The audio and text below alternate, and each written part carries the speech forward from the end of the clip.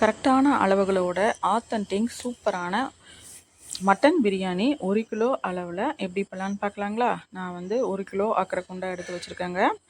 அது வந்து அடுப்பில் வச்சுக்கலாம். அதுக்கப்புறம் பார்த்திங்கன்னா எண்ணெய் வந்து தேங்காய் எண்ணெய், அதுக்கப்புறம் குக்கிங் ஆயில் அது வந்து நான் வந்து 250 மில்லி ஊற்றிக்கிறேன். 1/4 லிட்டர் ஊற்றிக்கிறேங்க. ரெண்டும் மிக்ஸ் பண்ணி நல்லா எண்ணெய் காஞ்சவொடனே 2 பச்சை மிளகா போட்டுக்கலாம். 4 பெரிய வெங்காயத்தை நீளமாக கட் பண்ணி வச்சுக்கிறேன். இப்போ அதை போட்டுக்கலாம். போட்டுட்டு நல்லா வதக்கிக்கலாங்க. நல்லா கலர் மாறுற வரைக்கும் நல்லா வதக்கிக்கலாம். கொஞ்சம் டைம் எடுக்கும், பொறுமையாக இருந்து நல்லா வதக்கிக்கலாம். அப்போ தான் சாப்பாடு வந்து ரொம்பவே சூப்பராக இருக்கும்.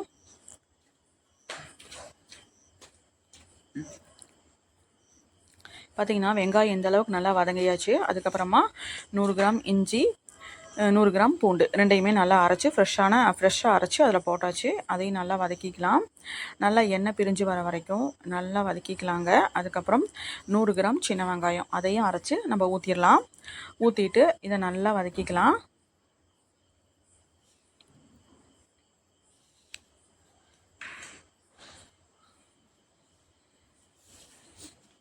நல்லா எண்ணெய் பிரிஞ்சு வர வரைக்கும் இதை நல்லா வதக்கிக்கலாங்க.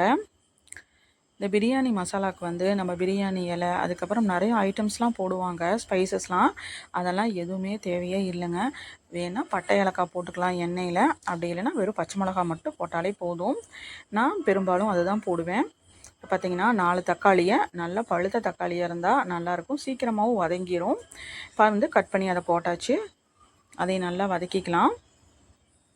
உப்பு போட்டுக்கலாம். நல்லா எண்ணெய் பிரிஞ்சு வரும், தக்காளியும் சீக்கிரமாக வதங்கிடும். உப்பு போட்டுக்கலாம். நான் வந்து 1/2 கிலோ மட்டனை குக்கரில் வந்து கொஞ்சமாக மிளகாத்தூளும் கொஞ்சமாக உப்பும் போட்டு வெறும் வந்து பீஸ் மட்டும் போட்டு வேக வச்சுக்கிறேங்க. எலும்பெல்லாம் எடுத்து தால்ச்சா வச்சாச்சு. கொஞ்சமாக மல்லியும் புதினாவும் சேர்ந்து ஒரு கைப்பிடி அளவு போட்டுக்கலாம். போட்டுட்டு இதை நல்லா வதக்கிக்கலாம். பிரியாணி மசாலா அப்படிங்கிறது 100 கிராம் பட்டை, 25 கிராம் ஏலக்காய், 10 கிராம் கிராம்பு. இது தாங்க இதோட மெஷர்மெண்ட்டு. இந்த அளவுகளில் நீங்கள் அரைச்சி போட்டிங்கன்னா பிரியாணி அல்டிமேட் டேஸ்ட்டில் இருக்கும். நீங்கள் எதுவுமே போட வேண்டியதில்லை. சோம்பு, பிரியாணி இலை எதுவுமே போட வேண்டாம். நான் வந்து மிளகாத்தூள் வந்து 2 டீஸ்பூன் போட்டிருக்கிறேன். பட்டை கிராம் தூள் நான் இப்போ சொன்ன தூள் வந்து நான் வந்து அதுவுமே 2 டீஸ்பூன் போட்டிருக்கிறேன். போட்டுட்டு இதை நல்லா வதக்கிக்கலாம். நல்லா மிளகாத்தூளோட வாசம் போகிற வரைக்கும் நல்லா வதக்கிக்கலாம். பார்க்கவே பார்த்திங்கன்னா ரொம்பவே நல்லாயிருக்கும்.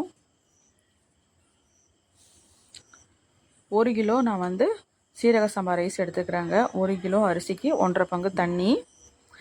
ஃபஸ்ட்டு வந்து அரிசி 2 தடவை கழுவிட்டு நல்ல தண்ணி ஊற்றி வச்சுட்டு அந்த தண்ணியை அளவுக்கு ஊற்றிட்டோம்னாலே நல்ல சாப்பாடு நல்ல மணமாக இருக்கும்.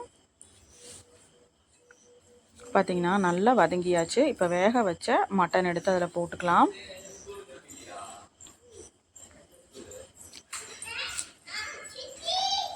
நான் வந்து பார்த்திங்கன்னா போட்டு நல்லா வதக்கியாச்சு. மட்டன் போட்டு இப்போ நல்லா கொஞ்சம் அடுப்பை வந்து லோ ஃப்ளேமில் வச்சு நல்லா வதக்கிக்கலாம். பார்த்திங்கன்னா பார்க்கவே நல்லாயிருக்கு. இப்போ அளவு தண்ணி ஊற்றிக்கலாங்க. மட்டன் வேக வச்ச தண்ணியும் அரிசியோட தண்ணியும் ரெண்டையுமே நல்லா மெஷர் பண்ணிவிட்டு 1 பங்கு அரிசிக்கு 1.5 பங்கு தண்ணி.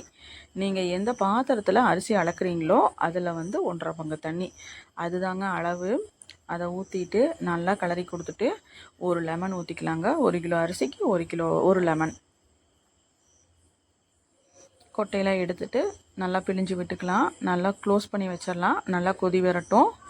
இப்போ வந்து உப்பு காரம்லாம் கரெக்டாக இருக்குதான்னு பார்த்துக்கங்க.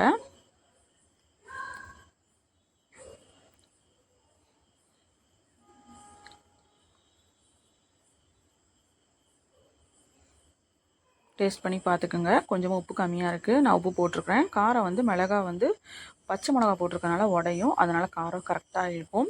இப்போ பார்த்திங்கன்னா நல்லா அரிசியை ஃபில்ட்ரு பண்ணிவிட்டு நம்ம கடைசியாக போட்டுக்கலாம். இது எல்லாத்தையும் போட்டுட்டு ஹை ஃப்ளேமில் வச்சுட்டு நல்லா கிளறி கொடுத்துக்கலாம். க்ளோஸ் பண்ணி வச்சிடலாங்க. ஒரு 10 நிமிஷம் கழித்து ஓப்பன் பண்ணிக்கலாம். அடிக்கடி கொஞ்சம் நேரம் கிளறி கொடுத்துட்டே இருக்கணும். இப்போ பார்த்திங்கன்னா நல்லா கிளறி கொடுத்துட்டு மறுபடியும் மூடி வச்சிடலாங்க.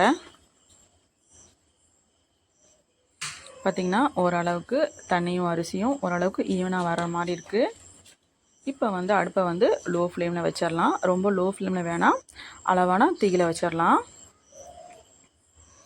இதே மாதிரி செஞ்சிங்கன்னா ரொம்பவே சூப்பராக இருக்கும். உங்கள் வீட்டில் யாருமே ஹோட்டலுக்கு போய் பிரியாணியே சாப்பிட மாட்டாங்க.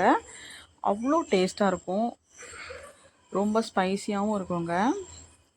இப்போ பார்த்தீங்கன்னா கொஞ்சமாக நம்ம நெய் ஊற்றிக்கலாம். ஏன்னா மட்டன்லேருந்தும் அந்த கொழுப்பு வந்து மெல்ட் ஆகி வரும்.